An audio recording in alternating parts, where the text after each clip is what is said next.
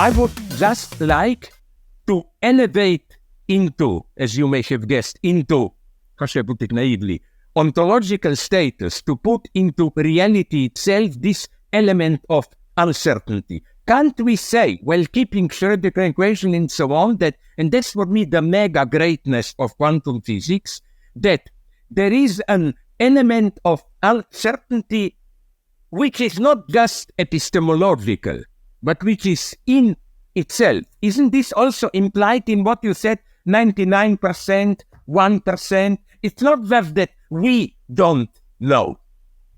It's in reality itself in some sense, because it's 99%, 1%, and so on. You don't like this idea?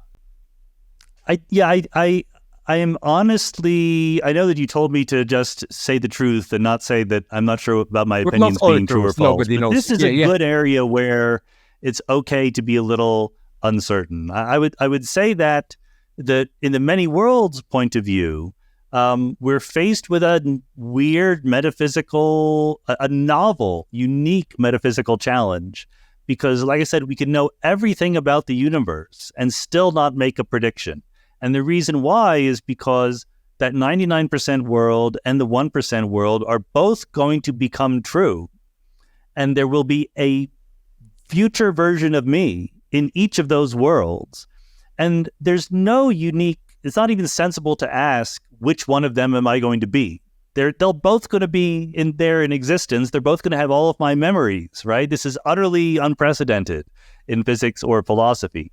So I claim that the way to distinguish it is to say that both of those future selves are real people, but they're in positions of self-locating uncertainty, indexical uncertainty. There's something they don't know, which is where they are in the universe, which branch of the wave function they're on. And it's perfectly deterministic underlying dynamics, but a new situation in which there's no univalent you that can ask questions about the universe. There's many different future versions of you. This, nonetheless, reminds me of problems that emerged even with Descartes' cogito in modern philosophy, where here I see the actuality of Descartes. Yes, universe is mechanistic and so on, but I cannot locate myself into it deterministically. This is the big enigma, I think, in some sense, of the entire modern philosophy. And I still... Well, I recently did a podcast with Robinson, with David Albert, who is another very well-accomplished philosopher of science. And we talked about the fact that there is an analogous situation that also comes up with the multiverse. Not the many worlds of quantum mechanics, but the cosmological multiverse, where we imagine that just very, very far away, there's many different observers and so forth. And philosophy is just not currently up to the task of dealing with this, I think. I mean, it can be and should be. Yeah. It needs to get better. But how do you evaluate questions like, what would a typical observer see in this ensemble? And should I care about that question because I am not a typical observer? Should I reason as if I were typical? Cosmologists, bless their hearts, they think the right thing to do is to reason as if they were a typical observer in the universe, even though they know perfectly well that they're not. So they go through this weird thing where they say, okay, I'm going to forget everything I know about my actual situation. I'm going to pretend I was a typical observer. I'm going to make predictions. I'm going to open my eyes and go, oh, this is very surprising. But that we can do better than that, and we don't do yet.